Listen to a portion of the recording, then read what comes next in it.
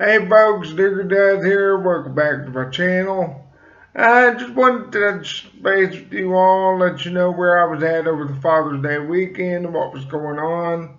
As you know, I tried to post some videos over that weekend and was having some issues with the internet trying to get on here to where I could post stuff, and I was able to get two posted. I had two more to post, and I had to wait until I got back home to post them because the internet where I was at sucked, literally.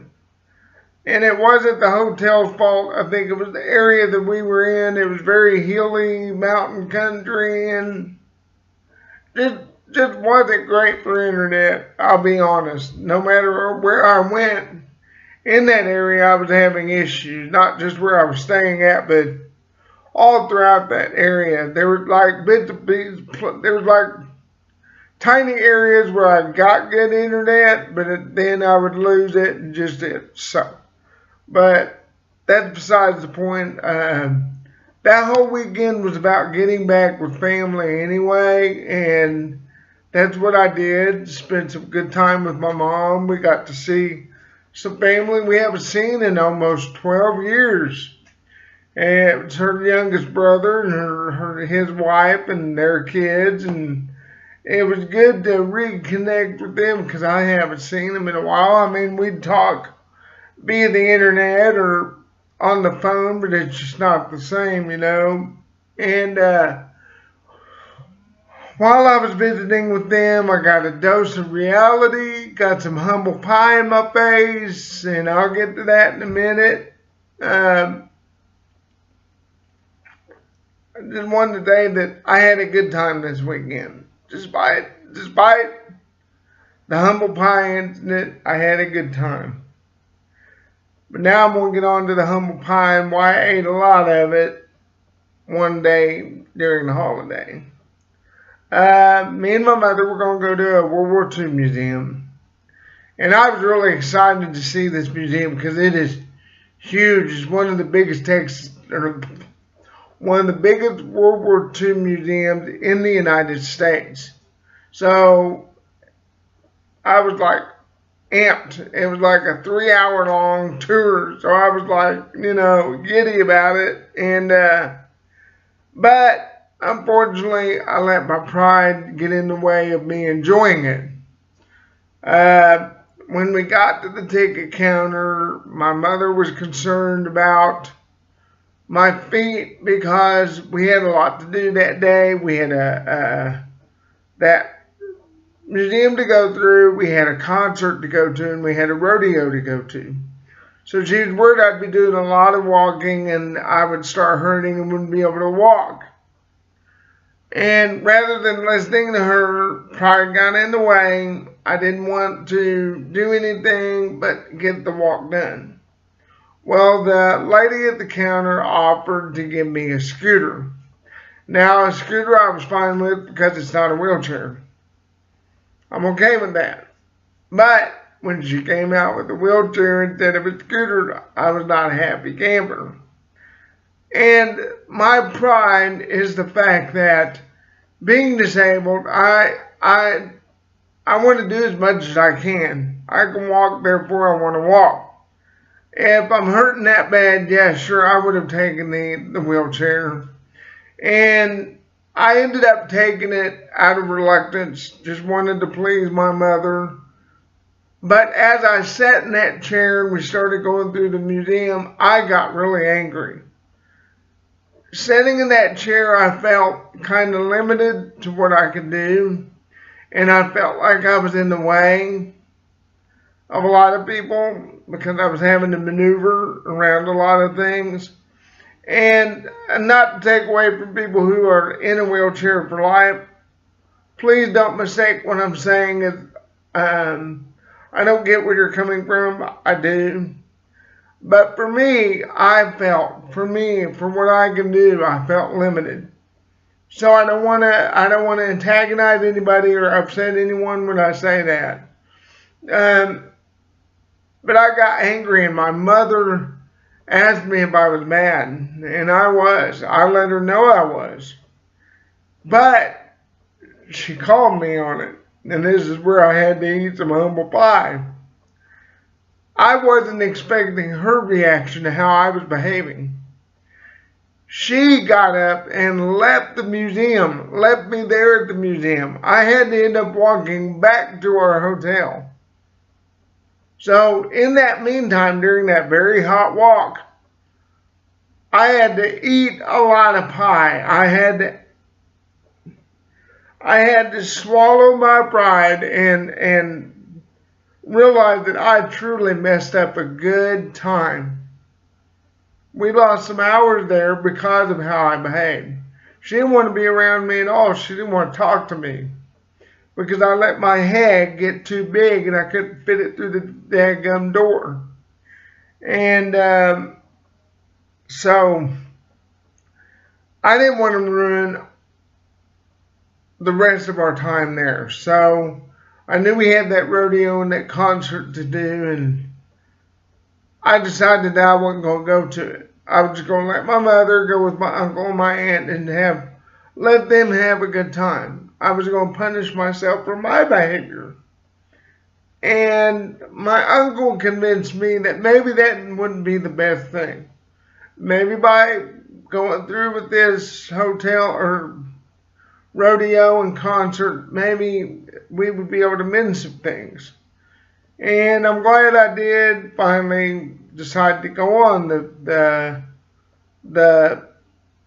those evening events, because me and my mother did come to an agreement. I was being an ass and I got what I deserved, and she just let it go. But she's out the money on those tickets. We never did get to finish going through that museum. And I hope to pay her back for that eventually, because I still feel bad about doing that to her and ruining a good time. And but the concert was awesome. It was Tracy Lawrence.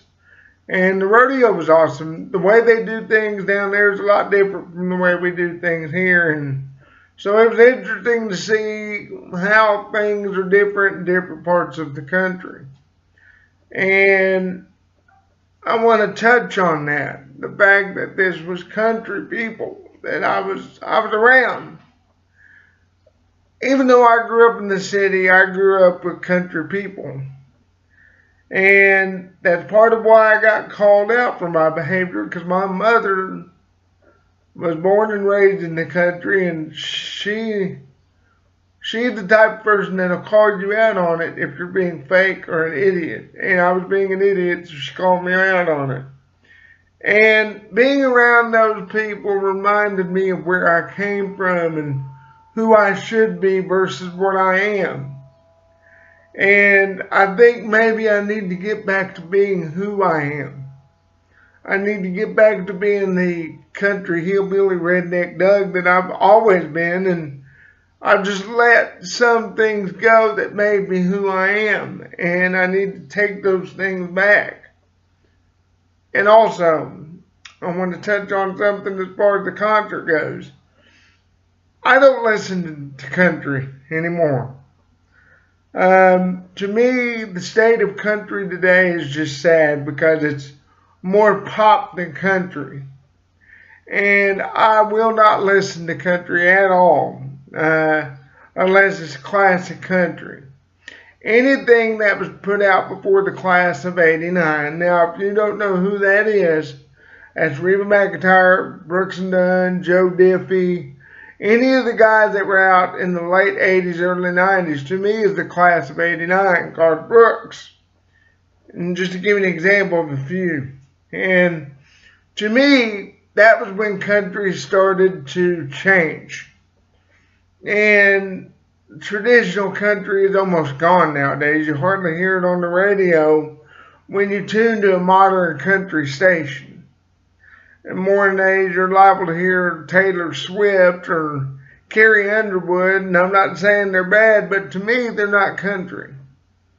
They've lost that country feel. They're not country.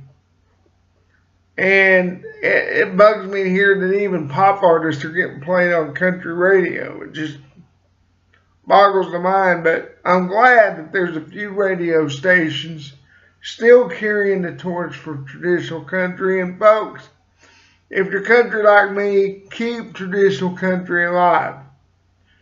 Because if we don't, it's going to be gone forever. We will no longer have Merle Haggard, George Jones, Waylon Jennings, Loretta Lynn. These people are the people that carried the torch for country. And now that they're going by the wayside, there's not many new people to carry on that torch.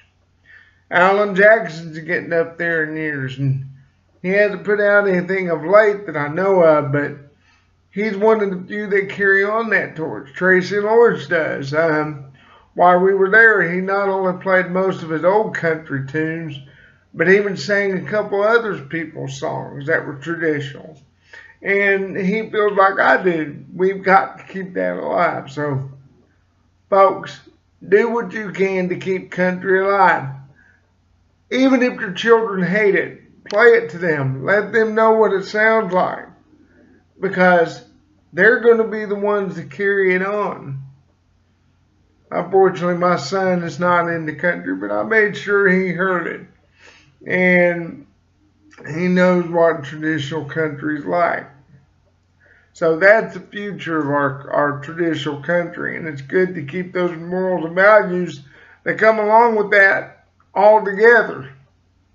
So that's that. The last thing I wanted to touch on during this time of family that I was on was whenever me and my mother and my uncle decided to take a drive to the country. Where they're at is a small town, and it's very rural. I mean, it's surrounded by hills, just beautiful, beautiful country. And so we took this private road that you couldn't go on any of the land because it was all private property, but you could drive the roads that led down to it. And it was mostly dirt roads, which I love going down those kind of roads because you never know what you're going to find. But we saw deer, we saw squirrels, we saw birds. I mean, it was just beautiful to see all the wildlife out there. And I was really taking it all in. But until I saw one lone Indian paintbrush. And if you don't know what that is, it's a flower. It's got beautiful red flowers on it, just beautiful. If you get a chance to look them up, they're really beautiful. And in that moment, I realized my dad was talking to me. Because that little paintbrush reminded me of him. I'll share a little story with you before I close out. And I've already shared it on Facebook, but I want to share it with you all.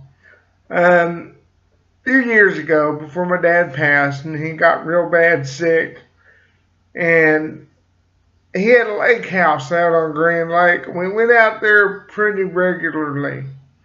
And during one of our trips out to the lake house, along the highway, there was just beautiful flowers all along the highway. And when we got close to our exit, there was this huge field of nothing but Indian paintbrush. As far as you could see, it was nothing but Indian paintbrush. And he pulled off the side of the road, and he just wanted to walk through that. Just to walk. Nothing else, just to walk. And I think in that moment, my dad realized the finality of life. He knew that he had been diagnosed with hepatitis C, and he knew that he was going to be getting sick. And I think in that moment, he was taking in the simple things in life. That he was really thinking about what was going to be happening soon. And when I seen that little Indian paintbrush all by itself, it reminded me of that moment. So I knew going through this area where it was nothing but wildlife and beautiful flowers, awesome animals to look at, that my dad was telling me I needed to take the time and do the same thing. And that's what I did. And folks, I really, really think if you get a chance to do that, no matter what it is, if it's just a tiptoe through the tulips or going fishing or whatever, just take the time, sit down and look at life. And you'll realize that even though life's been hard, there's still a simpler way to live. This is Duger Does saying do good and deuces. Bye-bye.